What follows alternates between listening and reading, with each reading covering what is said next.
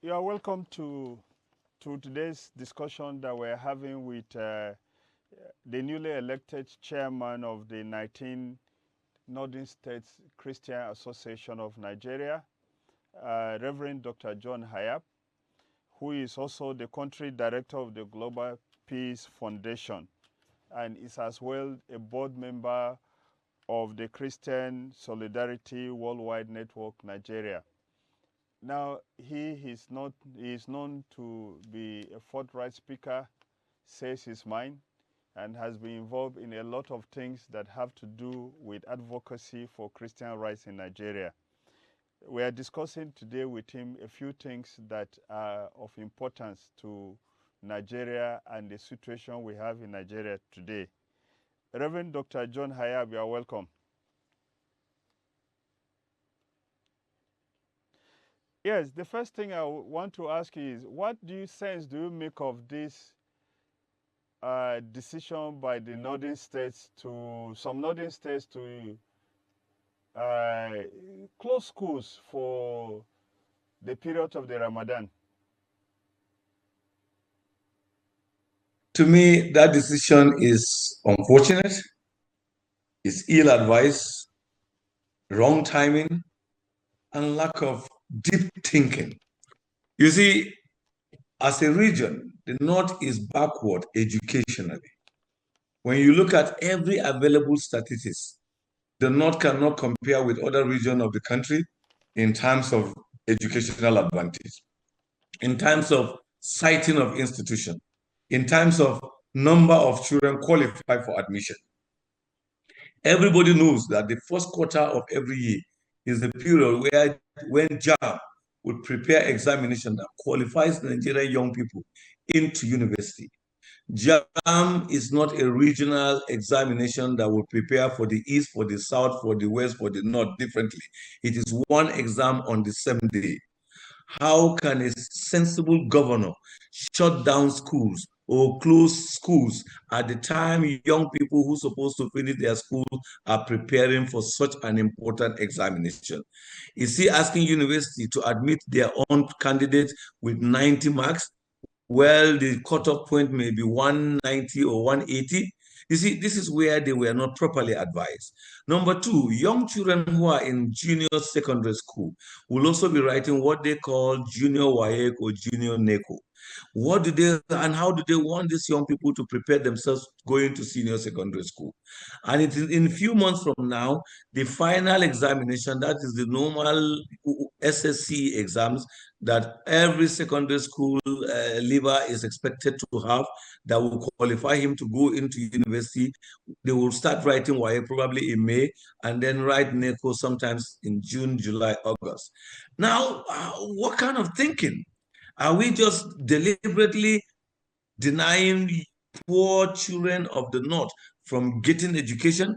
Because to me, like someone would say, this is another Boko Haram in disguise. Oh, we love you, so you don't need to go to school during Ramadan. But deep inside them, they are denying them the opportunity of acquiring good education so that they will never grow to be future leaders. Some of these governors and even the commissioners have their children schooling abroad.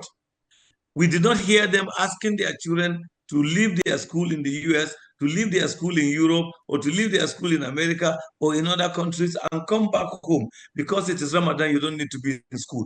And stay after Ramadan, they go back. Their children are still studying, preparing themselves to be something important in the future.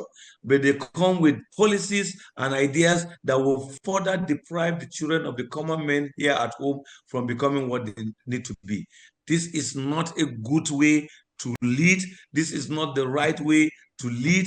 This is actually leading, but using the privileged position to suppress and deny the people from becoming what they should be in the future. Yeah, but some people will argue that you are saying that because you are a Christian leader. See, this is where they find it wrong. School is school. Education is education. There is no one JAM exam that is for Christian and a JAM exam for Muslim. The fact is that as a Christian leader, I am showing an open mind that as I want my children to succeed, I also want the children of my neighbor, the Muslim, to succeed. Because JAM do not have a separate exam for Muslims or separate exam for North and separate exam for South. JAM is JAM. JAM or WAEC do not have a separate exam for Christians and separate exams for Muslims. WAEC is WAEC. NECO do not have separate exams for Christians and Muslims.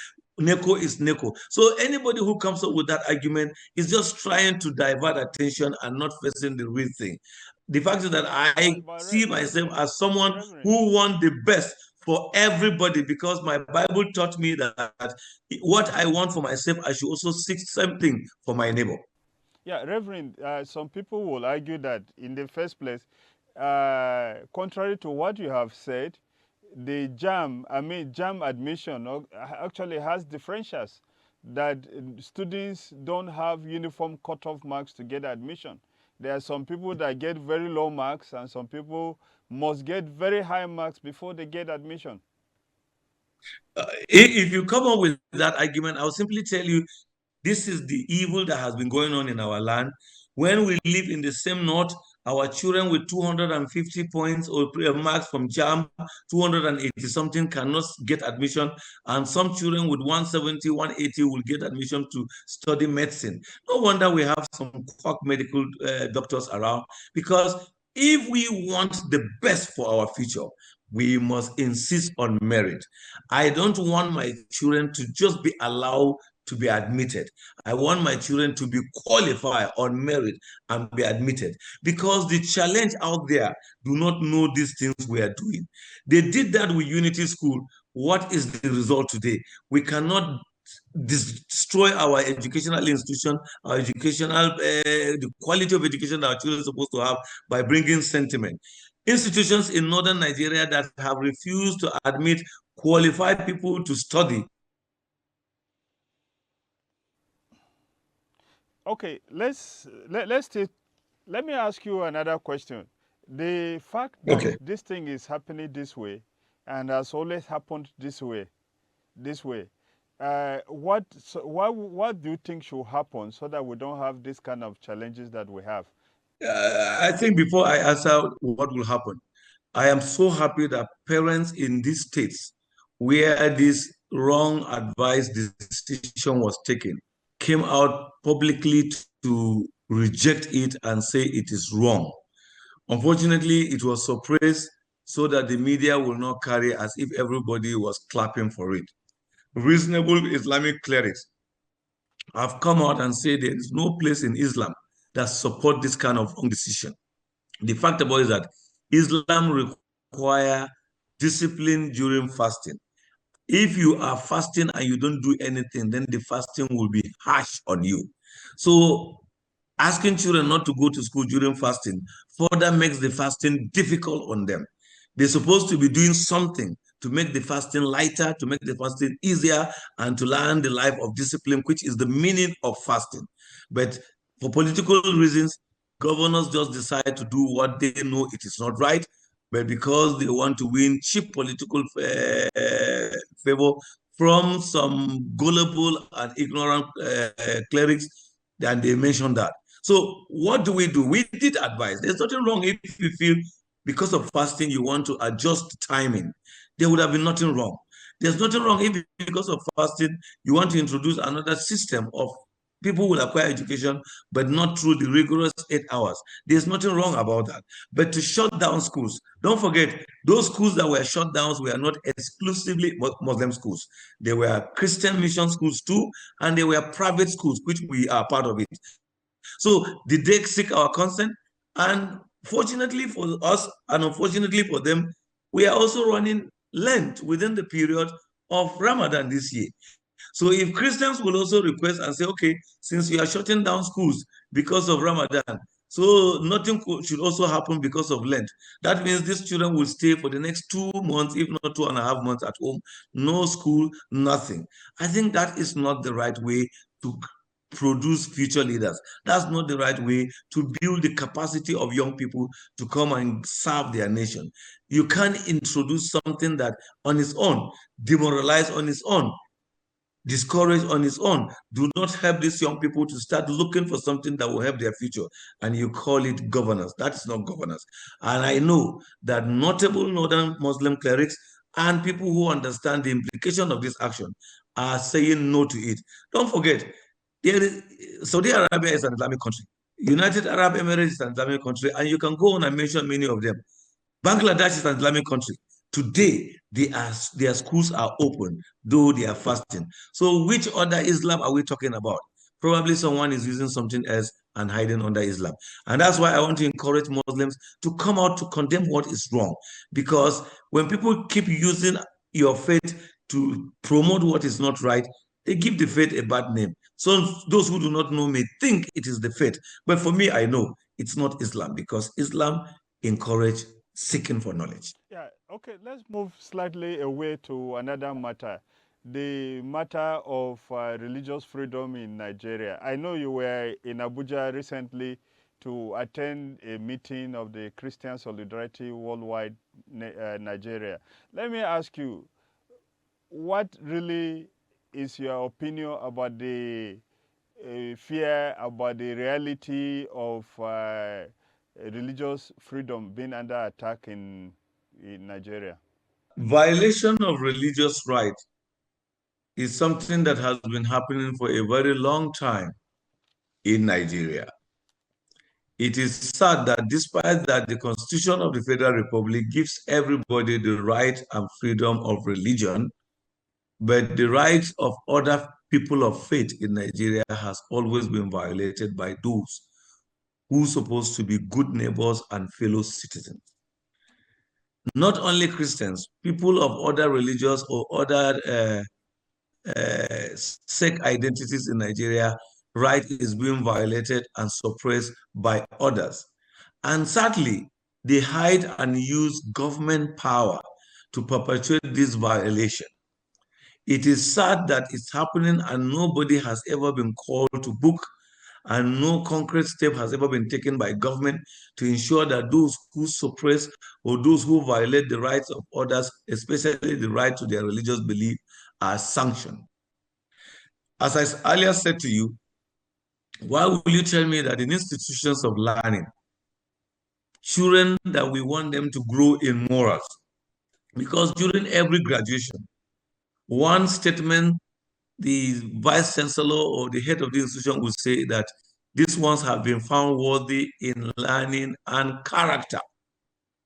But in many institutions, especially in northern Nigeria, you can have 10 mosques in one school, but you will not have one place for a church. How will they grow morally?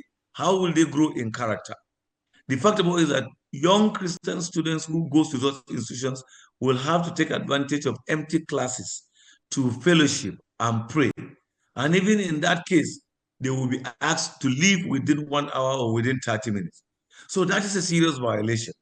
If we have equal right before the law of Nigeria, then the son of Joseph, who is attending school in Kano, should have a church in Bayero University to attend. The son of Joseph, who is attending University of Maiduguri, should have a church where he can fellowship. The son of Abdullahi, who is attending University of Calabar, should have a mosque for him to pray. The son of Abdul Razak, who is attending University of Rivers University, University of Port Harcourt, to have a mosque to pray. But these are the things we keep doing.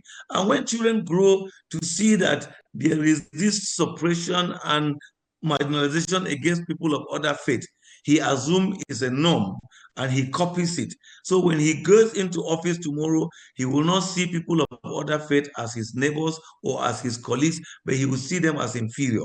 So if we want to truly have a united Nigeria, a Nigeria where everybody feels belong, a Nigeria where everybody will come with a patriotic spirit, we must ensure that the right to people practicing their faith is practiced in our institutions of higher learning. When you go out of the institutions and go to even ministries or government offices, some government offices are more like a place of religion, but another faith will not be allowed to practice such. So this must not be encouraged. Religion is a personal thing, and when we come to office or go to school, everybody must be allowed and his right of religious be respected. There are so many issues of even adoption of underage children and giving them to marriage and hiding under religion. And these children do come from Christian homes. When Christians cry out, nothing seriously is done. We've not forgotten the story of Deborah, who was stoned to death because someone claimed that she blasphemed the prophet. These and many others are things that keeps happening. I remember some times ago where some nurses in Federal Medical Center Azare, their crime was simply they didn't wear hijab to come to work, and they were almost dismissed. We took up that legal matter for a long time and got their right protected, but because they could continue to work in such an unfriendly environment, we have to find a way for them to leave and go to where they are safe. So these are the kind of violations that keeps going on. In some states of northern Nigeria, do you know that if you even go to buy a land, they will tell you, yes, we are going to sell the land for you, but you must not build a church or a hotel. In other words, they classify church and hotel into same group. What kind of disrespect? So when we practice this kind of disrespect on one another's religion, it will never bring unity. It will not bring tolerance and respect among us. And that is where the Christian Solidarity Worldwide is working among these groups to ensure that their rights are protected.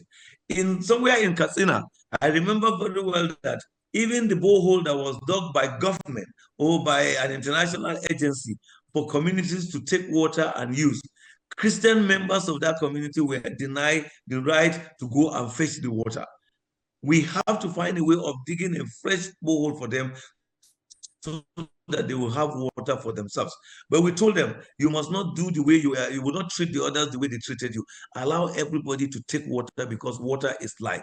This kind of religious suppression, religious violation that is going on is the reason why we cannot work together as a country. We cannot even fight insecurity collectively because there are still prejudices among us. You don't trust me, I don't trust you, you violate my right, you think I have no role to play. So I allow you to continue and the country suffers. Now, how widespread are these really? Sincerely speaking, I can tell you without fear of contradiction that a large number of the northwest and northeast states are practicing exactly what I've told you. You find that in KB, you find that in Sokoto, you find that in Katsina, you find that in Kano, you find that in Jigawa, you find this one in Zamfara. The fact, the only difference of Kaduna is that you find it in the north, but in the south, because South Kaduna is predominantly Christians, then you find a little deviation. But even at that, you will also see some violations in areas where I'll give you an example. When the former governor of Kaduna State, who prides himself as an educated person, but a bigot, who do not understand what it means people to be together, went and took a loan of a huge money and called it a loan for Kaduna urban renewal. The urban renewal in the governor's thinking is only Kaduna town and Zaria. Kafanchan is not. When he eventually went to Kafanchan, he only went to streets and settlements where they are exclusively Muslims. The fact is that shamelessly, like in Barnawa, he constructed the road from the center, from the railway station into Barnawa and came to where it ends. Every other person from that other side of television is a Christian. Go there as I'm speaking to you, you will see that that road has been abandoned. So the people now keep going to mechanic every day repairing their cars. What is their sin? Not that they are not Kaduna State people, their sin simply is they are Christians. And we've taken it up with the current governor and told him to go and see it. We don't just want to talk. See it for yourself. The loan was taken in our name. The fact about it is that it is our money that they will take in repaying the loan. But they didn't construct road for us. So if you live here, a young woman told me the other day that her son, she took her son to the town. And her son now said to her, Mommy, that means we are not in Kaduna. But they are living in Sabo, and Sabo Tisha is Kaduna. And Mommy, we are not in Kaduna because our place doesn't look like this place. So this is Kaduna, our place is not Kaduna. You can see even the kind of psyche that children are beginning to have because they can see segregation, they can see denial of similar rights and privileges that is happening around them. When children grow with that kind of thinking, how can they be patriotic? So violating another person's religious right is not good for nation building, it's not good for nation unity, it's not good for proper integration, it's not good for patriotism. It actually kills the spirit and stop people from committing themselves to their nation. Now, let's go a little bit to the issue of your association, the Christian Association of Northern States. As you know, the Christian Association of Northern States was the first organization that was set up, and the CAN National was given birth to by the CAN in northern Nigeria because of the peculiar issues of northern Nigeria, these issues of religion that you are talking about. Now, how come that in spite of this fact that Christians need to be together, you people in the leadership of the Christian Association in northern Nigeria are always involved in one crisis or the other? Well, truly speaking, if you ask me, what I would say is that it is not crisis. It is just like what Jesus said, that the owner of the farm did his farm and planted a good seed. But after the night, in the morning, when he went or the servant went, they saw that there was a bad seed in the farm. And they reported to their master, Master, you did planted a good seed, but we can see that there are bad seeds coming up. And the master said, yes, I am aware the enemy planted that. But just allow them flow together, because a time of harvest will come where the master of the farm will come and separate the good seed from the bad seed. We live in the world where many people could claim to be Christians, but truly they've not experienced regeneration. They can even grow into Christian leadership, but sincerely, there's nothing about them that shows they have experienced genuine regeneration. So we cannot immune ourselves from that.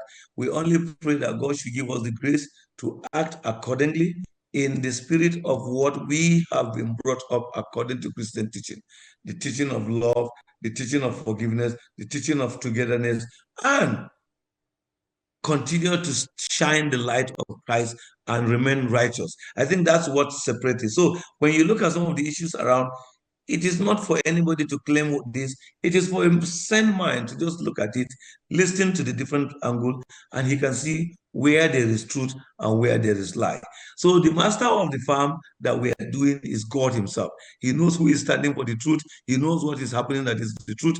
And those who are standing for the truth must not give in, must not give up, must continue to shine, because Satan is not even happy to see us shining in the light of God. So Satan will want to bring something that will dent our image and challenge us to stop us from telling the world where she's bad, because all they will do is to say, this thing you are accusing her of, are you not doing the same? So we have godly people that keeps doing the same. Let me use the story of Elijah, who thought that he was the only righteous person around, and God had to remind him that there are godly people who have never bowed down to evil that are there. So the north is one place, one region that we have so many godly people.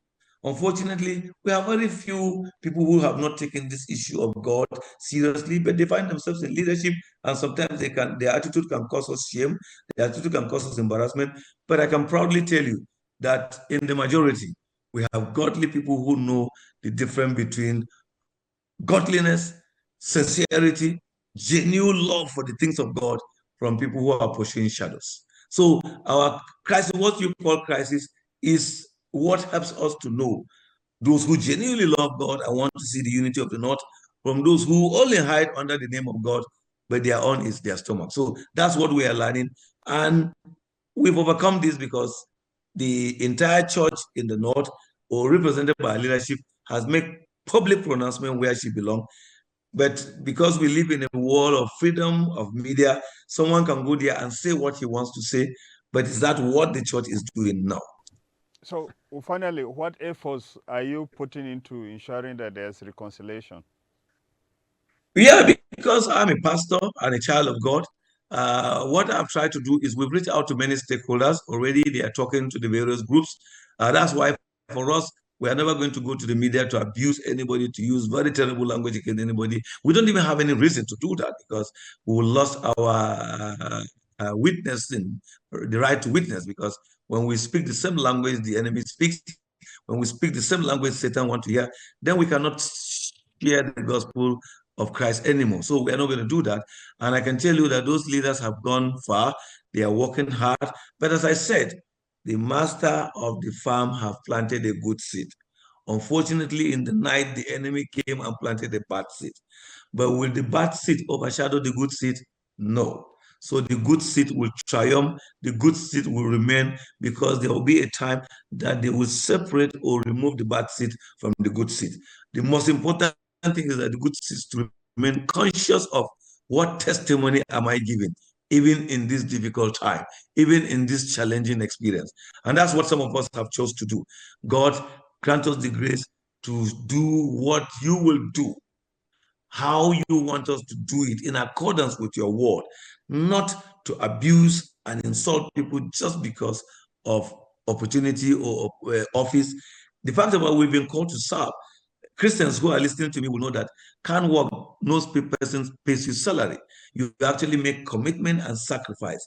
If you are among those who come to church and still believe that people who go to camp are being paid, you don't even understand the matter. The truth is that they are there to be voice for the voiceless, and that's what we promise to do.